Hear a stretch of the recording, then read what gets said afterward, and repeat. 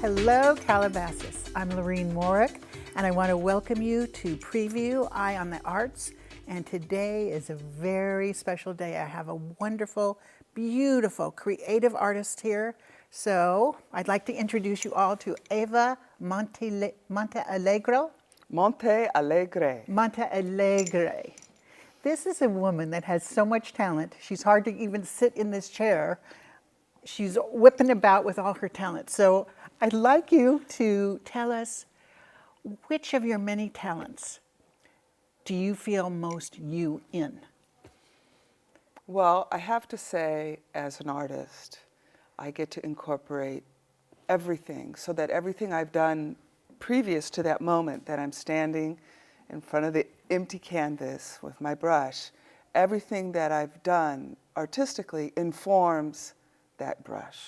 So because I have a theater background, a film background, I have a writing background, when I paint, I'm experiencing all those things even though I'm using paint and canvas, because I'm telling my story, I'm communicating my story. It's as if it's being imbued into the paint, into the canvas right there. So I can't help but tell a story. I can't help but have my emotions. When you are a theater person, your emotions become your vocabulary. It becomes something that you have immediate access to. So I feel so privileged that when I'm doing my art, whether it's mask and costume, soft sculpture, or paintings, I get to access all of that. So You are all of that, that's for sure. I'm really like these stags. I know that you have another name for them. What do you call that? dream deers. Oh, dream deers. I think that's a really good name for these. And what kind of, do you use oil paints or? Well, what I'm trying to accomplish with the dream deer paintings is to create a texture that is not unlike being inside a cave. Because I did a little research and I found out that all over the world, in all the caves, all the ancient caves, all the ancient artists did deers. So this is something that all people have in common. We all have that heritage in common. So that's why I call them dream deers, because it was the artist or the shaman's job in those days to create imagery that helped their tribe, their people, go through transformations, whether it was a rite of passage or to create more abundance and prosperity, to survive, And so I thought, ooh, wouldn't it be fun to bring that image, that icon, back into our modern day consciousness at a time when there's a lot of things that are in crisis in the world. And it's a playful, joyful, and very successful animal. It looks beautiful. It looks three-dimensional as well as imaginary at the same time. Probably much like the cave work of early man or primitive man. So every civilization had a deer. Yes. Or more, probably. And they had other imagery as well, but almost every single one had deer, whether it was Africa or in Siberia or, on an island somewhere, there was a deer creature in the cave that was drawn. So, now reindeers, both male and females, have the big antlers, but in a lot of the others, the females don't have the antlers. So I've done a lot of antler deers. And then, of course, I do the females without the antlers. They have a quality of femininity that is, immediately apparent, and I think is a wonderful thing for us to embrace. I think the whole series is beautiful, and all the deers, the boys, the girls, the whole thing is really nice and really moving. They seem like they're passing through time, and all your emotions seem to be built into these beautiful dream pictures. What I was trying to accomplish was to access like the ancient drawings and also have sort of like the new like graphic design, the things about art now, and to try to have them have a meeting place. So that's part of why they're very dark, is to sort of capture the essence of the shape and then put them on texture that's like a cave, but also let some of the new modern art be part of it as well. Do you do portraits? Oh, I do. Oh, yeah? Yes, I do some wonderful, I think they're wonderful, Yeah. portraits of people. And they may not look exactly like them, but a lot of people do recognize the people. Again, it's an effort to capture their essence. Definitely. I'm sure the essence is coming out on all those portraits.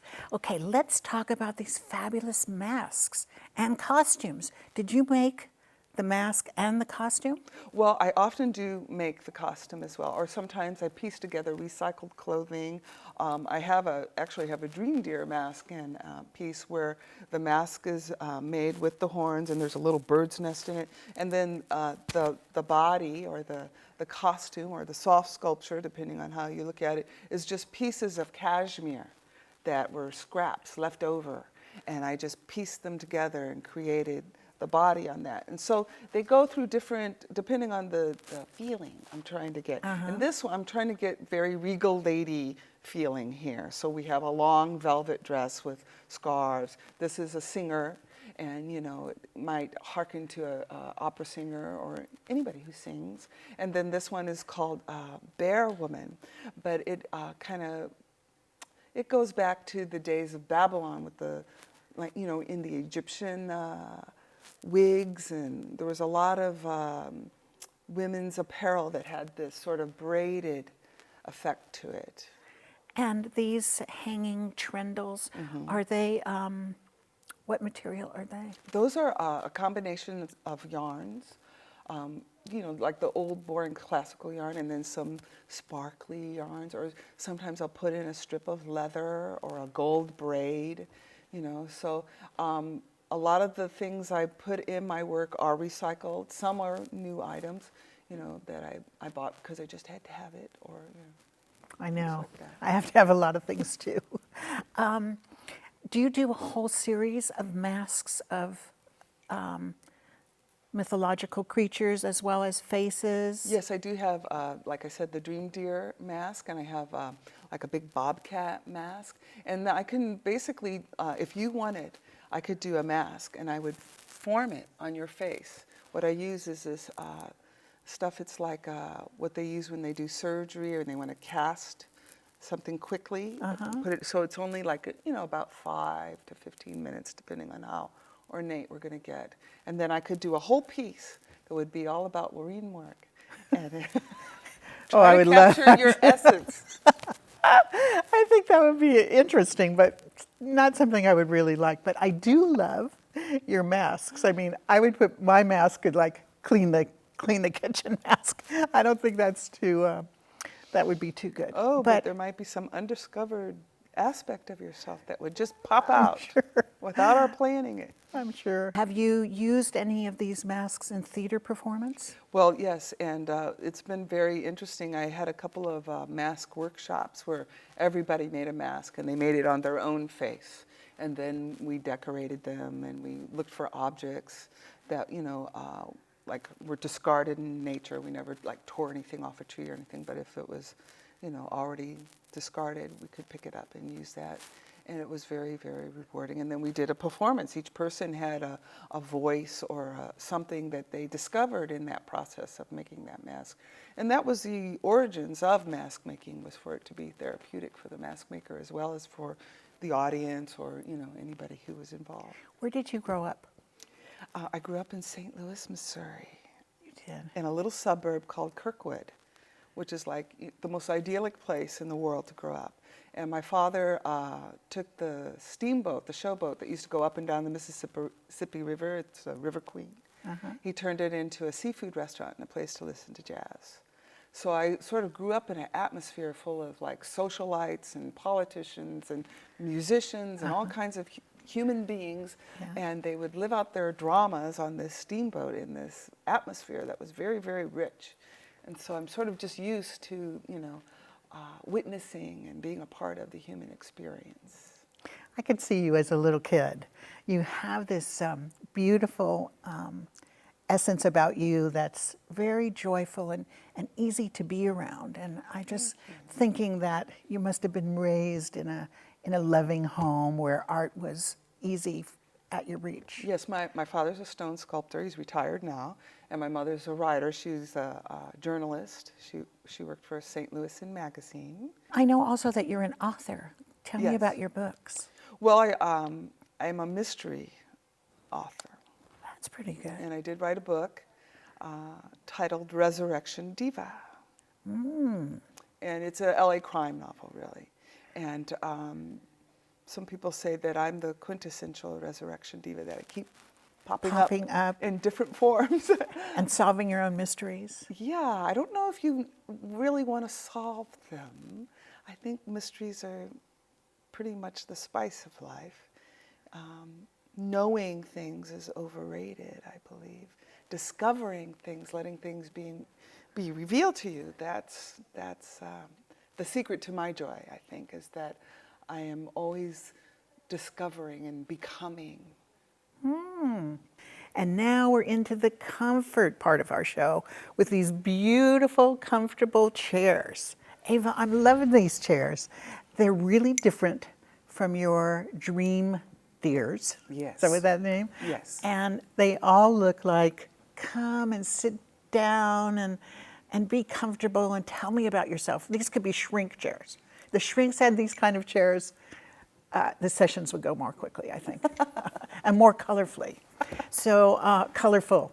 So tell me, what inspired you to do chairs? Well, this is a very interesting series because it has been very successful and very popular. I've sold a lot of them, and they will be featured at Art Raw Gallery in New York in February. 4 of them, smaller versions, but these chairs. But the Calabasas people can buy these great big ones and get them in a minute, right? That's right, they could.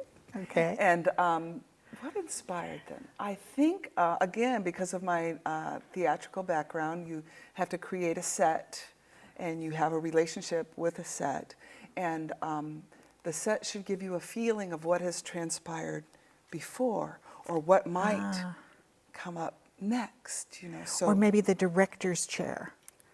it could be that. It could be anything, really. Or are these all in the bedroom? Are these Well, bedroom actually, the one that's behind you has more of a bedroom feeling, okay?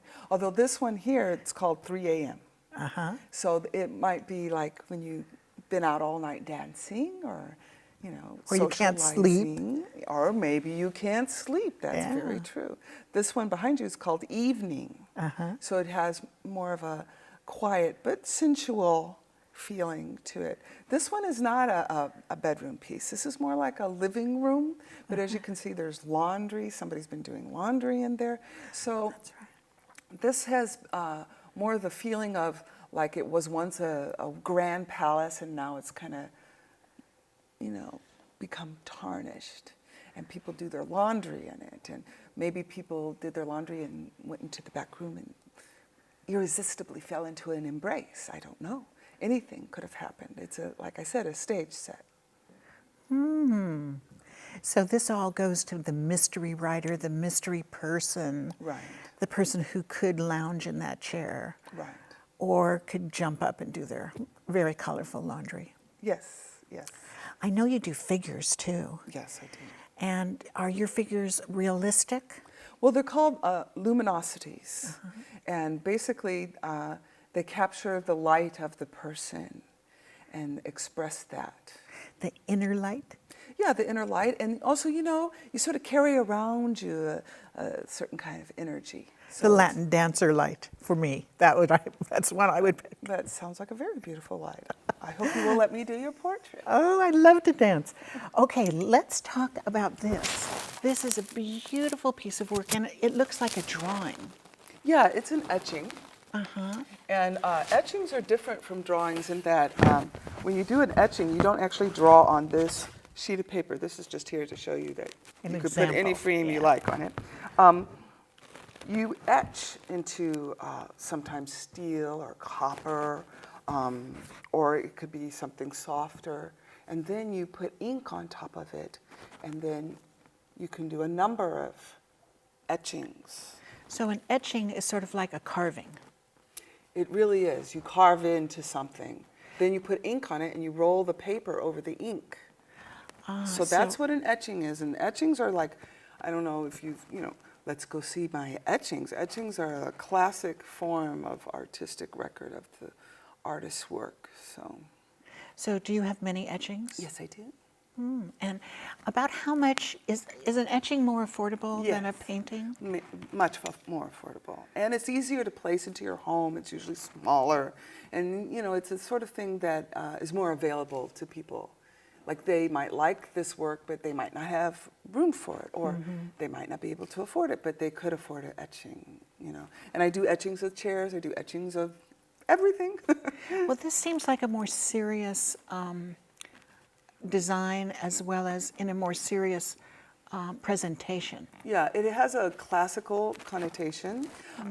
This particular piece is called Guardian, and I kind of created it again as an idea of transformation.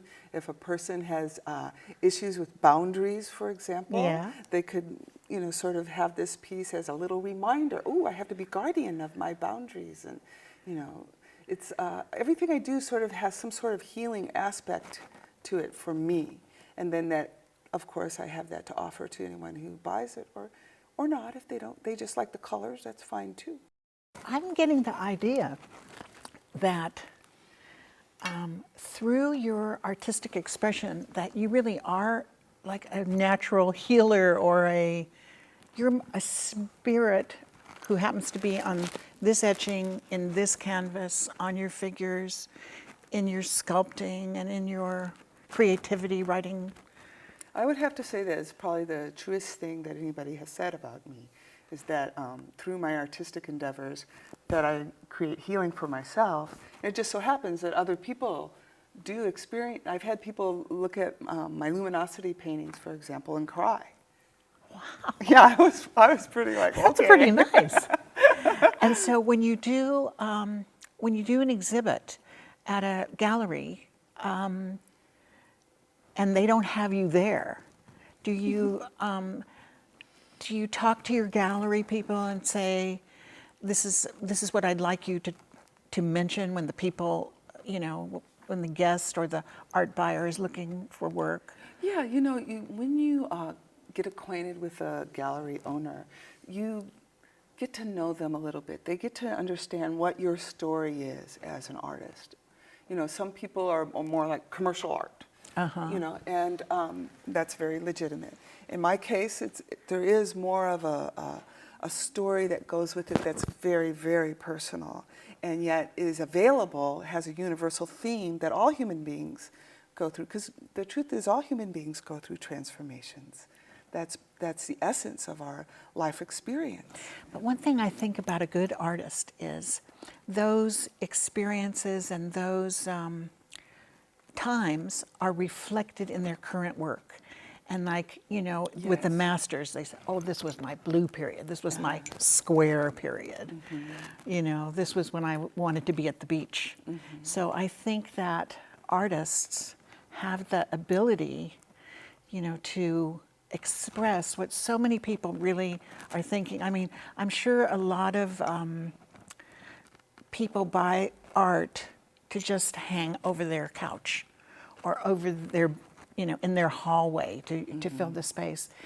But I think over time, that consumer, that art buyer, does get inspired or moved or become aware. I know when I hang new work in my house, like at first I'm just like crazy about it and I can only just see the image. And then after a while I start seeing, you know, the shadow and I wonder about it.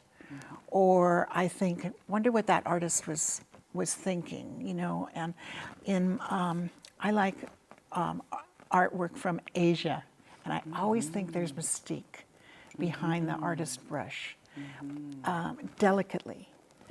But I think your mystique is the absence of a person, but a comfortable chair, a blue background, which could be the cloud, the sky, Yes, a lot of people the have thought ocean. that was water. Yeah. And often people have bought, especially the chair series, Yeah. for some reason.